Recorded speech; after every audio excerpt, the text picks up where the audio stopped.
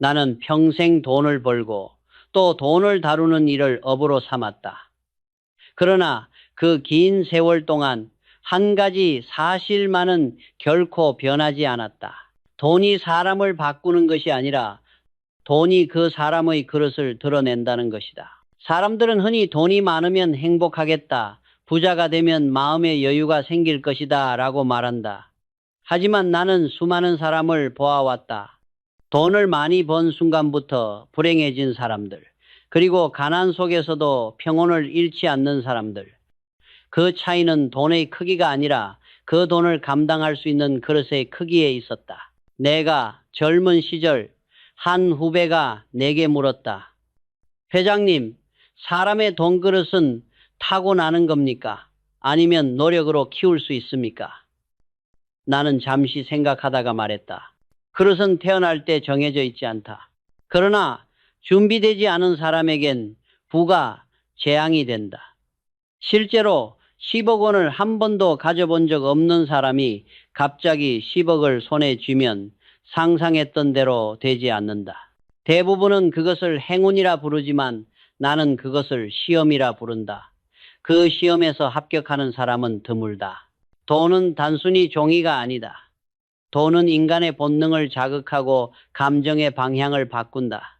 가난할 때는 절약을 미덕이라 여기던 사람이 여유가 생기면 낭비를 미덕처럼 착각한다. 돈은 사람을 시험하는 거울이다. 그 앞에 서면 자신의 내면이 고스란히 드러난다. 어떤 이는 교만해지고 어떤 이는 불안해진다. 또 어떤 이는 그 돈을 통해 남을 돕지만 어떤 이는 오히려 자신을 망친다. 나는 수많은 기업가를 만나면서 배웠다. 돈의 크기는 마음의 크기보다 커서는 안 된다.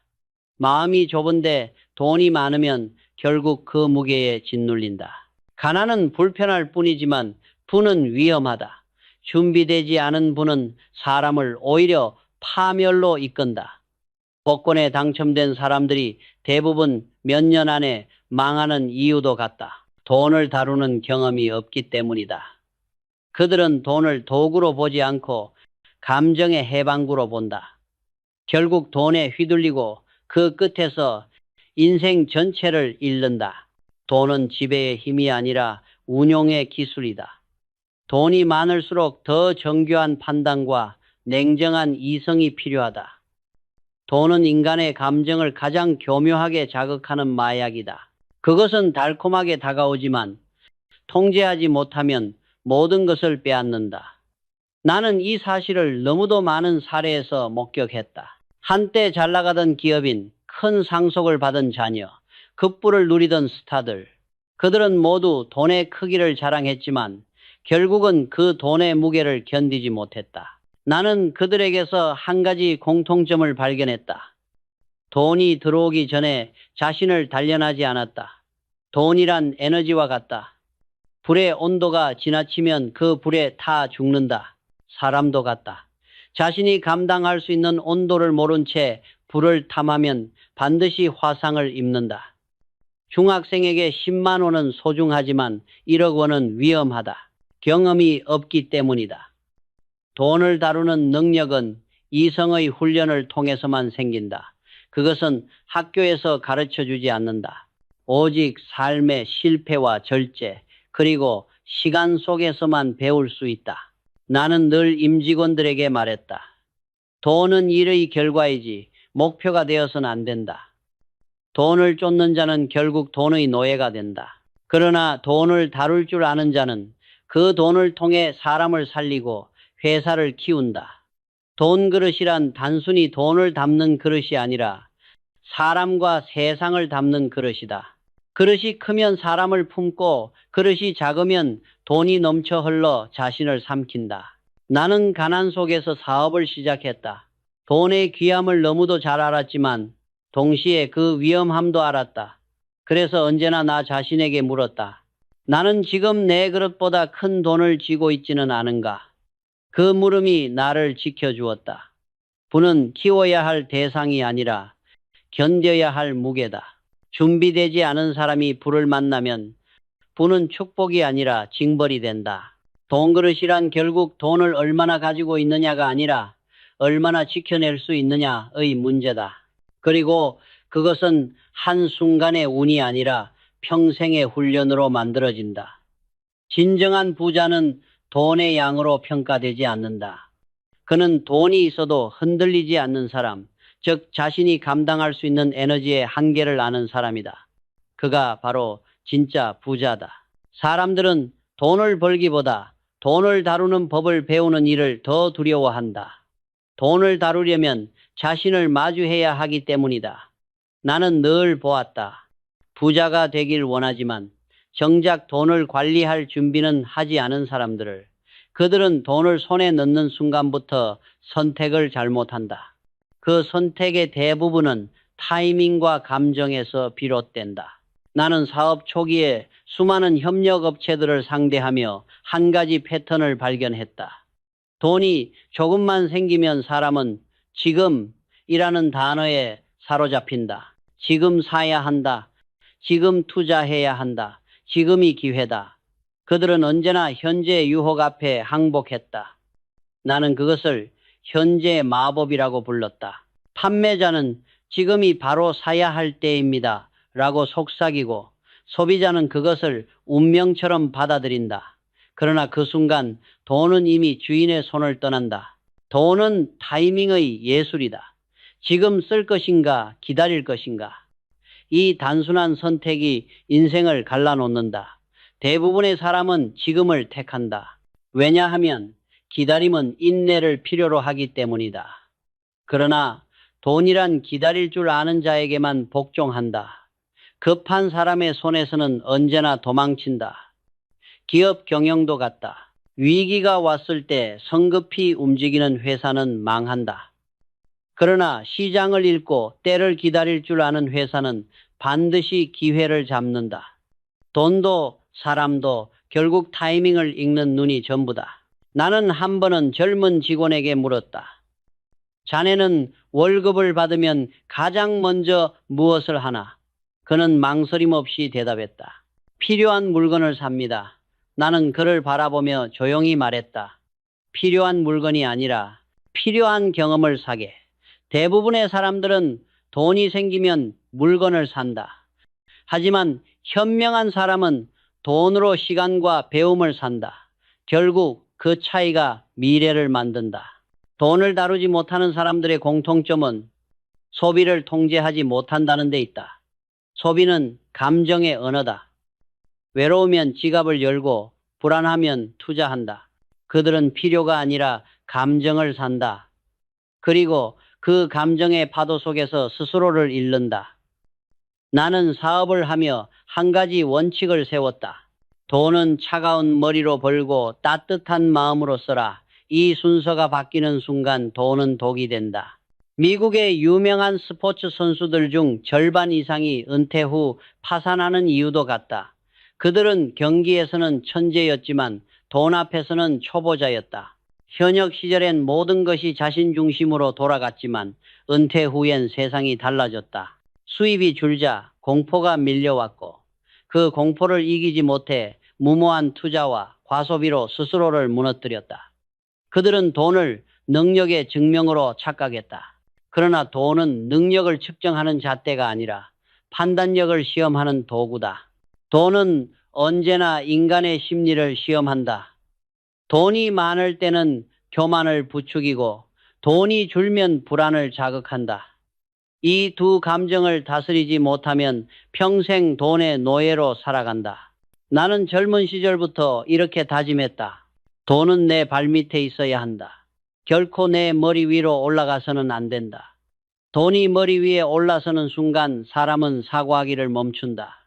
그리고 그 다음엔 반드시 무너진다. 내가 본 세상의 실패자들은 모두 돈의 크기가 아니라 판단의 오류로 무너졌다. 잘못된 타이밍, 잘못된 선택, 그리고 그보다 더 위험한 잘못된 확신 때문이다. 이번엔 다를 거야. 이건 확실한 투자야. 이런 말이 나오는 순간 이미 게임은 끝난 것이다. 나는 여러 차례 직원들에게 경고했다. 돈은 항상 이길 것처럼 다가오지만 진짜 이기는 사람은 조용히 한 발 뒤에 서 있는 자다.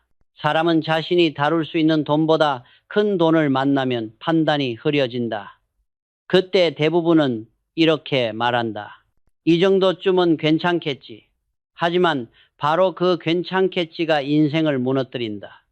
나는 그 모습을 너무 많이 보았다. 돈은 언제나 조심해야 한다. 돈을 다룰 줄 모르는 사람은 돈이 자신을 다룬다.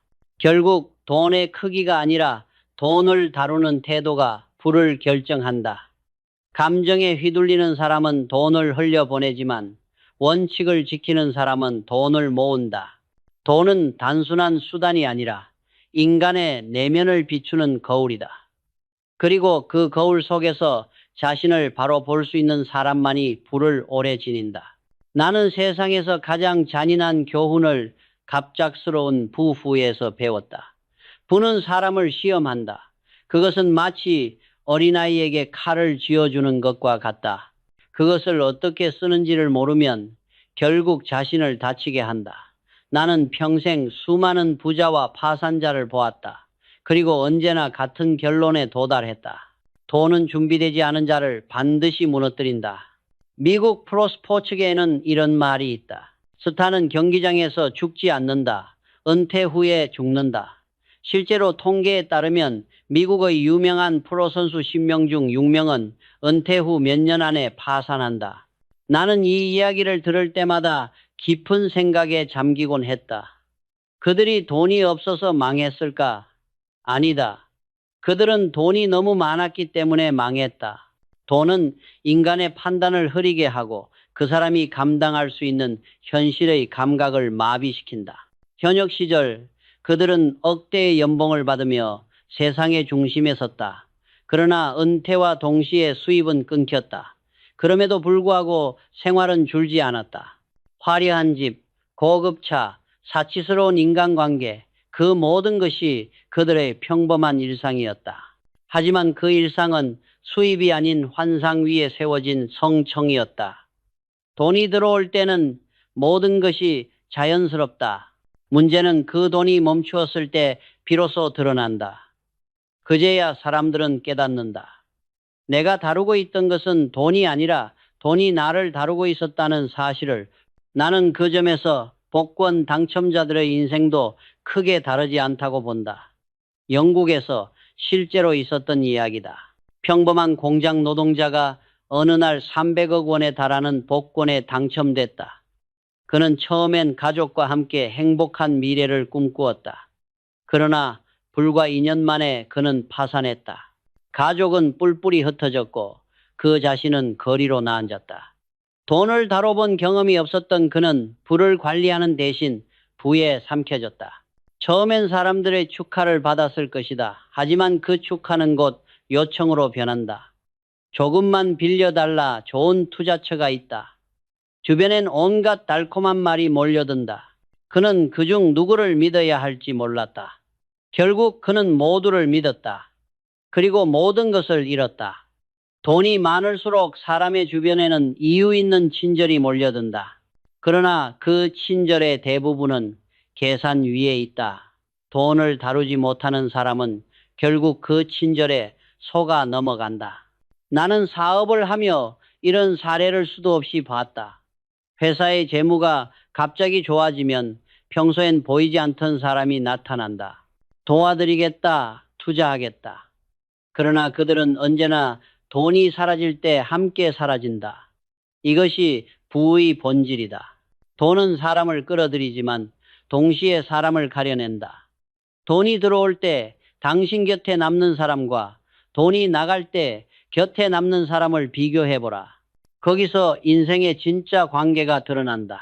부를 지키는 사람은 돈의 유혹보다 자신의 원칙을 믿는 사람이다. 반면 부를 잃는 사람은 타인의 말을 믿는다. 선수들이나 복권 당첨자들이 실패하는 이유는 바로 여기에 있다. 그들은 평생 자신의 재능을 믿고 살아왔지만 돈 앞에서는 그 믿음을 타인에게 넘겨버린다. 전문가가 그렇게 말했으니까 이번 기회는 놓치면 안 된다. 그렇게 한 번의 잘못된 판단이 인생 전체를 무너뜨린다. 나는 이런 말을 남기고 싶다. 돈이 많을수록 믿음을 좁혀라.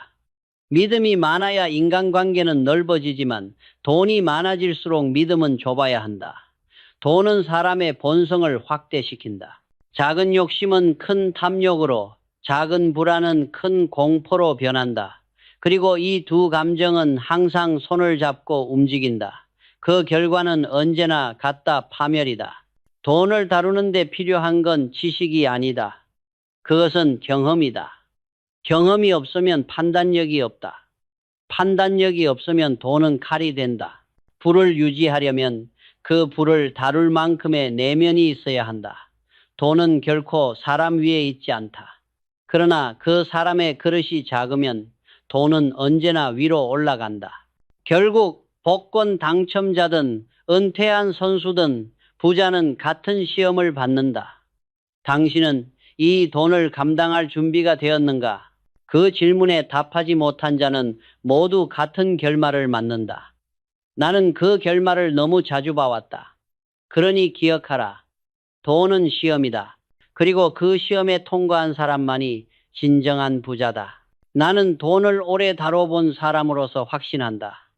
돈은 단순한 종이도 숫자도 아니다. 그것은 에너지다. 보이지 않지만 흐르고 열을 낸다. 그리고 모든 에너지가 그렇듯이 그 에너지에도 적정 온도가 있다. 그 온도를 견디지 못하면 아무리 훌륭한 사람도 결국 타버린다. 사람마다 감당할 수 있는 돈의 온도는 다르다. 나는 그것을 돈의 체온이라 부른다. 어떤 사람은 30도의 따뜻함에도 불안해하고 어떤 사람은 80도의 뜨거움 속에서도 차분함을 유지한다. 문제는 대부분의 사람들이 자신의 체온을 모른다는 데 있다. 그들은 더 뜨거운 불을 원하면서도 그 불이 자신을 태울 수도 있다는 사실을 잊는다. 내가 기업을 세우고 수많은 위기를 지나오며 배운 가장 큰 진리는 이것이다. 돈은 늘 온도를 조절해야 한다. 급격히 올라간 돈의 온도는 조직을 흔들고 사람의 마음을 어지럽힌다. 반대로 너무 차가운 돈은 의욕을 식히고 혁신을 막는다. 좋은 경영자는 그 온도를 일정하게 유지할 줄 안다. 그 온도를 지키는 힘이 바로 절제다. 사람들은 흔히 말한다. 돈이 많으면 여유가 생긴다. 그러나 나는 그 말을 믿지 않는다. 돈이 많아질수록 사람은 더 예민해지고 더 조급해진다. 그것은 마치 작은 불을 크게 피우는 것과 같다. 멀리서 보면 따뜻하지만 가까이 가면 화상을 입는다. 내가 젊은 시절 가난했던 때는 돈의 부족이 나를 괴롭혔다. 그러나 부자가 되고 나서는 돈의 과열이 나를 괴롭혔다. 돈은 부족할 때보다 넘칠 때가 더 위험하다. 나는 가끔 이런 상상을 해본다. 만약 중학생에게 10만 원을 준다면 그는 옷을 샀거나 갖고 싶었던 물건을 사면서 잘 쓸 것이다. 하지만 그에게 1억 원을 준다면 어떨까? 대부분은 그 돈을 제대로 쓰지 못한다. 오히려 허황된 곳에 쏟아붓고 결국 아무것도 남기지 못할 것이다. 왜냐하면 그는 그 돈을 감당할 수 있는 내면의 온도를 갖추지 못했기 때문이다. 돈의 크기는 정신의 온도에 비례해야 한다. 나는 이 원리를 기업에도 그대로 적용했다. 회사의 성장 속도는 언제나 조직의 내면 성숙 속도보다 빨라서는 안 된다. 내부의 사람, 시스템, 문화가 감당하지 못하는 성장과 수익은 반드시 부작용을 낳는다. 부부도 마찬가지다. 돈이란 그릇이 커지지 않은 상태에서 들어오는 갑작스러운 에너지는 결국 폭발을 일으킨다. 돈의 에너지는 사람의 마음속에서 불균형을 일으킨다. 처음에는 자신감을 주지만 곧 불안을 낳는다. 이 돈을 잃으면 어쩌지? 이 기회를 놓치면 끝이 아닐까? 돈은 늘 두려움과 탐욕이라는 두 개의 불씨를 함께 준다. 이 불씨를 통제하지 못하면 그 불길은 순식간에 인생을 태워버린다. 나는 젊은 시절부터 이 두 불씨를 다루는 법을 배웠다. 탐욕이 올라올 때는 멈추고 두려움이 생길 때는 움직였다. 그것이 나를 살렸다. 돈의 온도를 안정적으로 유지하는 가장 확실한 방법은 경험이다. 경험이 쌓이면 판단이 생기고 판단이 쌓이면 냉정함이 생긴다. 나는 이 냉정함을 돈의 절도라고 불렀다. 돈을 많이 가진 사람보다 돈을 오래 지닌 사람이 현명하다. 전자는 에너지를 얻었을 뿐이고 후자는 에너지를 다루는 법을 안다. 한 번은 이런 일이 있었다. 회사가 큰 수익을 내던 시절 어떤 임원이 내게 말했다. 회장님, 이제 더 크게 투자할 때가 아닙니까? 나는 고개를 저었다. 온도가 너무 올라가면 냉각부터 해야 하네. 그는 이해하지 못했지만 몇 년 뒤 외환 위기가 닥쳤을 때 내 말의 의미를 깨달았다. 그때 그 절제가 회사를 살렸다. 돈의 온도를 낮출 줄 아는 사람만이 진짜 부를 다루는 사람이다. 부자들은 돈을 벌 때보다 돈을 잃을 때 더 성장한다. 왜냐하면 그때서야 비로소 자신이 다루던 불의 세계를 알게 되기 때문이다. 돈이 사라지는 순간 그동안 보이지 않던 진짜 자신이 드러난다. 그것이 바로 그릇의 온도다. 나는 말하고 싶다. 돈은 불이다. 불은 어둠을 밝히지만 통제하지 못하면 세상을 태운다. 그러니 불을 원한다면 먼저 자신의 불을 다스려야 한다. 욕망이 아니라 절제로, 두려움이 아니라 통찰로. 그것이 부자의 가장 큰 자질이며 돈의 에너지를 다루는 유일한 길이다. 나는 돈의 본질을 이해하기 위해 평생 고민했다. 그리고 결국 깨달았다. 돈이란 신용의 또 다른 이름이라는 것을. 돈은 사람의 손에서 나오지만 그 뿌리는 신뢰에서 자란다. 신뢰가 무너지면 돈은 종이로 돌아가고 신뢰가 쌓이면 그 종이는 황금보다 무겁다. 사람들은 흔히 돈을 가치의 상징이라고 말하지만 나는 그렇게 보지 않았다. 돈은 약속의 증명이다. 처음 인류가 물물 교환을 하던 시절 거래는 눈앞의 물건으로 이루어졌다. 내가 쌀을 주면 너는 고기를 주는 시기였다. 그러나 어느 순간부터 사람들은 시간이라는 개념을 거래에 넣기 시작했다.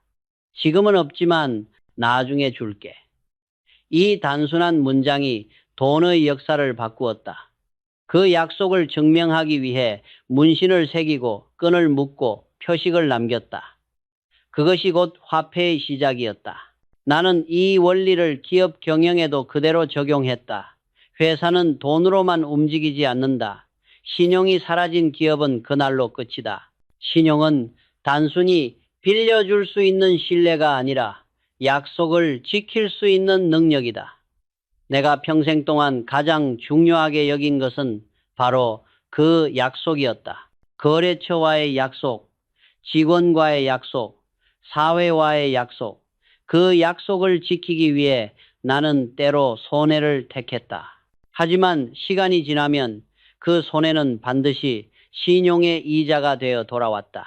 신용은 보이지 않지만 돈보다 강력한 에너지다. 돈은 잃어도 다시 벌 수 있지만 신용을 잃으면 다시는 회복하기 어렵다. 나는 직원들에게 자주 말했다. 돈은 고객이 주지만 신용은 고객이 빼앗을 수도 있다. 기업의 신용이란 결국 사람의 신용이다. 경영자의 말 한마디, 직원의 행동 하나가 회사 전체의 평판을 결정한다. 그리고 그 평판이 바로 돈의 흐름을 만든다.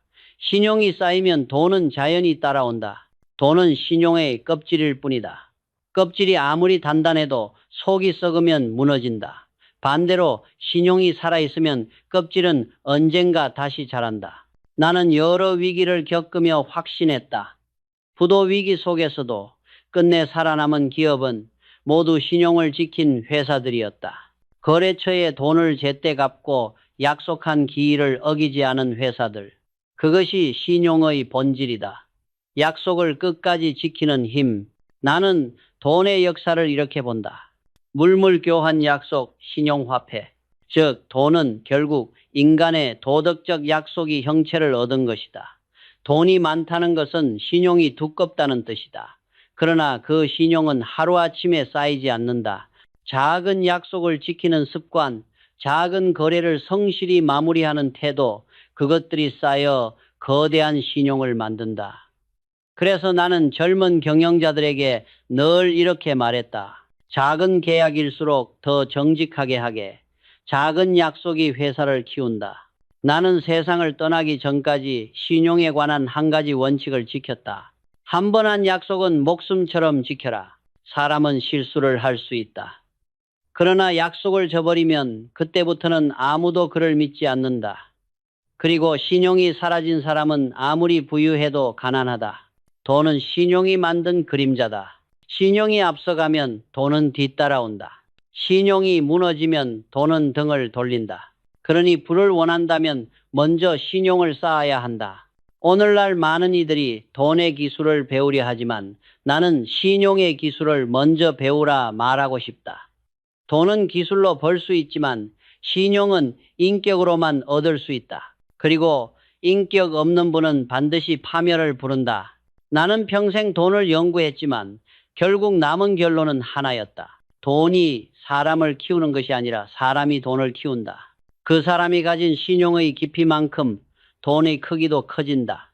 이 세상의 모든 부자는 그 신용의 높이만큼 부를 얻은 자들이다. 사람들은 흔히 부자가 가장 두려워하는 것은 돈을 잃는 일이라고 생각한다. 그러나 나는 오히려 그 반대라고 본다. 진짜 부자들이 두려워하는 것은 돈이 늘지 않는 것, 즉 성장의 정지딘주다. 돈이 줄어드는 것은 일시적인 손실이지만 늘지 않는다는 것은 생명력이 멈췄다는 뜻이다. 나는 기업을 경영하며 수없이 위기를 겪었다. 그러나 위기보다 더 무서운 것은 정체였다. 정체는 서서히 사람의 정신을 마비시킨다. 돈의 흐름이 멈춘다는 것은 단순히 수익이 줄어드는 문제가 아니다. 그것은 생각이 멈췄다는 신호다. 세상은 끊임없이 움직이고 변한다. 돈은 그 흐름을 따라가는 에너지다. 그런데 그 에너지가 돌지 않으면 부패한다. 물도 고이면 썩는다. 부의 세계에서도 마찬가지다. 돈은 흘러야 산다. 그러나 그 흐름을 두려워하는 사람이 많다. 왜냐하면 흘려보내는 순간 이럴지도 모른다는 불안이 생기기 때문이다. 하지만 아이러니하게도 그 불안 때문에 움켜쥔 돈은 결국 가치가 줄어든다. 나는 젊은 시절 큰 손실을 본 적이 있다. 무모하게 투자한 것이 아니라 너무 조심해서 투자하지 못한 것이 원인이었다. 기회를 놓쳤기 때문이다. 그때 나는 깊이 깨달았다. 리스크를 피하려는 태도 자체가 가장 큰 리스크라는 사실을. 부자가 두려워해야 할 것은 실패가 아니라 시도하지 않는 것이다. 세상은 언제나 위험과 함께 움직인다. 위험이 없는 곳에는 결코 기회도 없다. 나는 종종 젊은 경영자들에게 이렇게 말했다. 실패를 두려워하지 말게.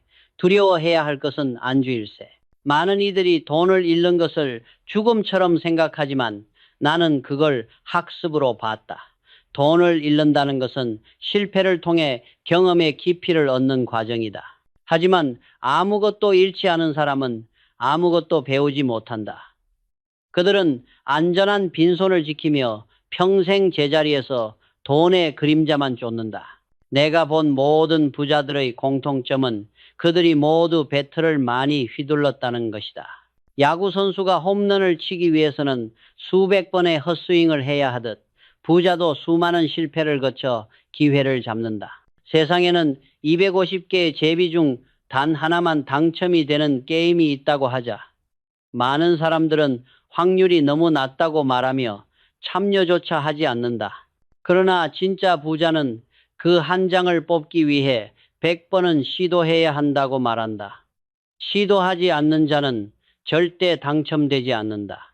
나는 부를 단순히 숫자의 축적이 아니라 시도의 누적이라고 정의했다.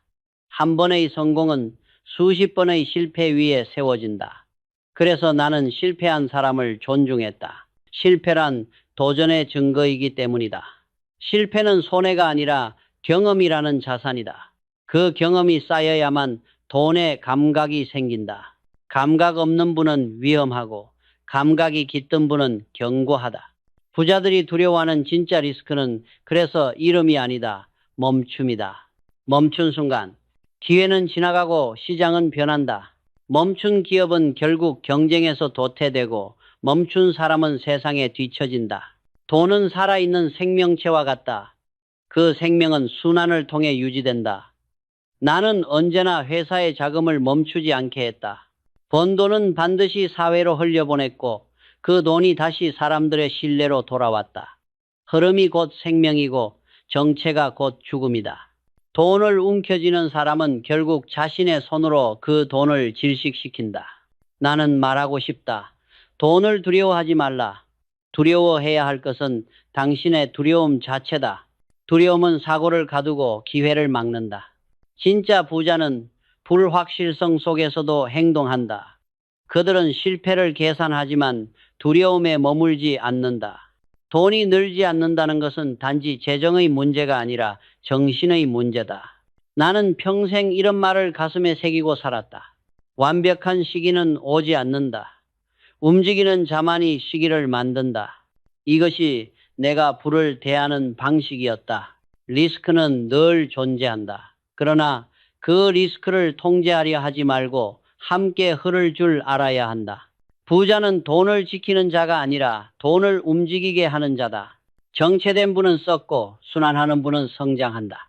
돈을 잃는 것은 두렵지만 돈이 멈추는 것은 훨씬 더 무섭다. 그래서 나는 언제나 새로운 길을 찾아 나섰다. 그 길 위에서만 부는 살아 있었고 나는 살아 있었다. 나는 평생 돈을 다루며 하나의 확실한 진리를 깨달았다. 돈은 언제나 그릇이 큰 사람에게 모인다. 이 법칙에는 예외가 없다. 그것은 마치 물이 높은 곳에서 낮은 곳으로 흐르는 것처럼 자연스러운 일이다. 세상은 언제나 균형을 맞춘다. 작은 그릇에는 작은 물이, 큰 그릇에는 큰 물이 담긴다.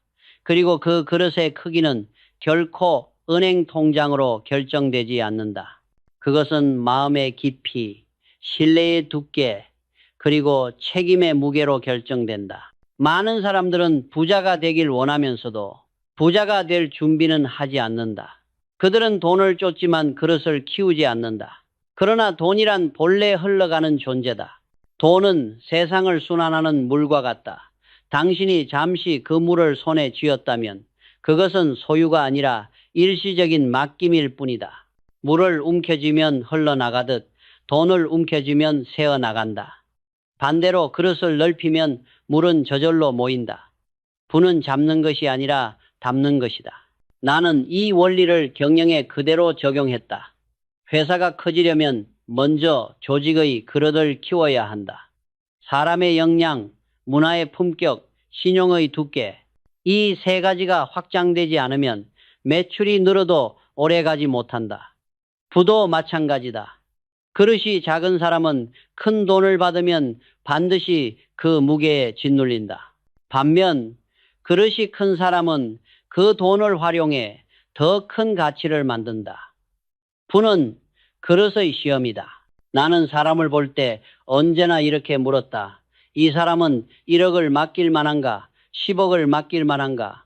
돈을 맡긴다는 것은 단순히 신뢰의 문제가 아니다. 그것은 그 사람의 그릇의 한계를 측정하는 일이다.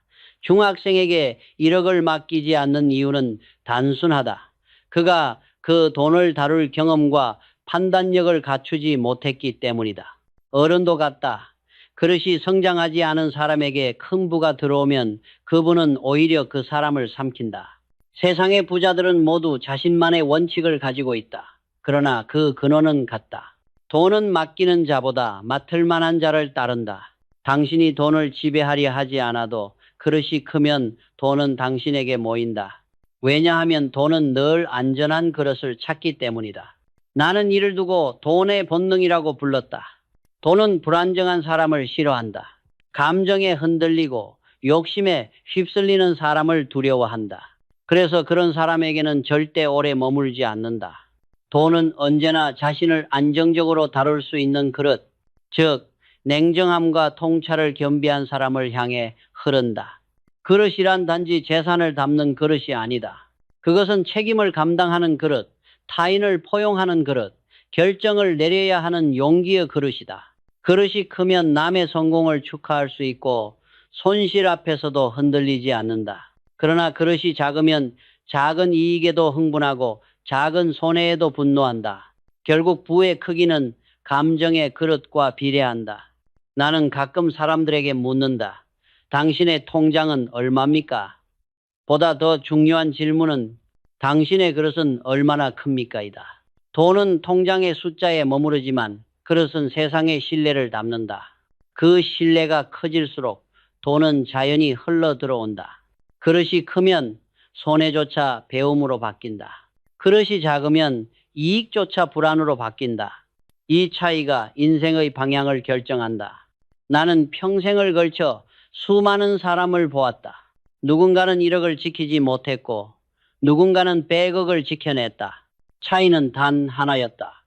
그릇의 크기. 큰 부를 얻고도 무너진 사람들의 공통점은 돈을 키웠지만 자신을 키우지 않았다는 것이다. 그들은 외적인 부에 집착한 나머지 내면의 그릇을 비워두었다. 그러나 그릇이 비면 아무리 돈을 부어도 새어나간다. 돈은 결국 그릇을 향해 모인다. 그릇이 크면 천천히지만 꾸준히 차오르고 그릇이 작으면 빠르게 넘치지만 금세 사라진다. 진정한 부자는 돈이 많은 사람이 아니라 돈을 담을 그릇을 넓힌 사람이다. 나는 오늘도 스스로에게 묻는다. 이만한 부를 맡을 자격이 내게 있는가? 그 질문을 멈추지 않는 한 돈은 나를 떠나지 않았다. 왜냐하면 돈은 늘 자신을 다룰 줄 아는 사람에게 돌아오기 때문이다. 나는 평생을 살아오며 확신했다. 실패를 모르는 분은 존재하지 않는다. 실패는 부자가 되기 위한 통과 의례다. 실패를 두려워하는 사람은 결코 부자가 될 수 없다. 왜냐하면 돈이란 실패를 견딜 줄 아는 사람에게만 남기 때문이다. 나는 많은 사람들을 봐왔다. 돈을 번 사람, 돈을 잃은 사람, 그리고 돈에 휘둘리다 인생을 잃은 사람까지. 그들 중 진짜 부자로 남은 사람은 단 한 가지 공통점을 지니고 있었다. 그들은 실패를 두려워하지 않았다. 오히려 실패를 통해 자신을 단련시켰다. 내가 젊은 시절 첫 사업에서 큰 빚을 졌을 때였다. 세상이 무너지는 듯했다. 하지만 그 시절이 내 인생에서 가장 값진 자산이 되었다. 그때 나는 돈보다 더 중요한 한 가지를 배웠다. 돈은 잃어도 다시 벌 수 있지만 경험은 잃지 않는다. 실패는 나에게 돈의 언어를 가르쳤고 인내의 체력을 길러주었다. 만약 내가 그 실패를 피하려고만 했다면 나는 결코 큰 부를 감당할 그릇을 키우지 못했을 것이다. 세상 사람들은 말한다. 성공한 사람은 행운이 따랐다. 그러나 나는 이렇게 말하고 싶다. 행운은 실패를 견딘 자에게만 온다. 행운은 준비된 사람에게만 머문다. 준비되지 않은 사람에게 찾아온 행운은 오히려 저주다. 복권 당첨자가 불행해지는 이유도 여기에 있다. 그는 부를 얻었지만 실패의 경험이 없었다. 실패의 경험이 없는 사람은 돈을 관리할 능력이 없다. 그들에게 행운은 기쁨이 아니라 혼란이 된다. 나는 직원들에게 종종 이렇게 말했다. 실패는 회사를 시험하는 것이 아니라 사람을 시험하는 것이다. 사업이 흔들릴 때 나는 사람의 진심을 본다. 누가 도망치고 누가 남는지, 누가 책임을 회피하고 누가 끝까지 버티는지, 그 차이가 곧 신뢰의 크기이고 그 신뢰의 크기가 결국 돈의 크기를 결정한다. 실패 속에서도 약속을 지키는 사람, 절망 속에서도 사람을 잃지 않는 사람, 바로 그가 다음 성공의 주인이다. 실패를 두려워하는 사람은 인생에서 두 가지를 잃는다. 기회와 자신. 기회는 행동하는 사람에게만 온다. 그리고 자신은 행동하지 않는 사람에게서 가장 먼저 떠난다. 나는 실패할 때마다 내 안에 또 다른 나를 만났다. 그 만남이 내 성장을 만들었다. 돈을 벌면서 가장 조심해야 할 것은 자만이다. 성공이 반복되면 사람은 자신이 실패하지 않을 거라 착각한다. 그러나 실패를 잊는 순간 진짜 실패가 시작된다. 나는 부를 이렇게 정의한다. 부는 돈이 아니라 실패를 견딘 시간의 길이. 시간이 사람을 부자로 만든다. 그리고 그 시간 속에는 반드시 실패가 존재한다. 시간을 견딘 사람은 돈을 잃어도 무너지지 않는다. 왜냐하면 그는 이미 자신의 내면에 또 하나의 자산을 만들어 두었기 때문이다. 그 자산은 바로 회복력, resilience이다. 이 회복력이야말로 부자가 가진 가장 큰 무기다.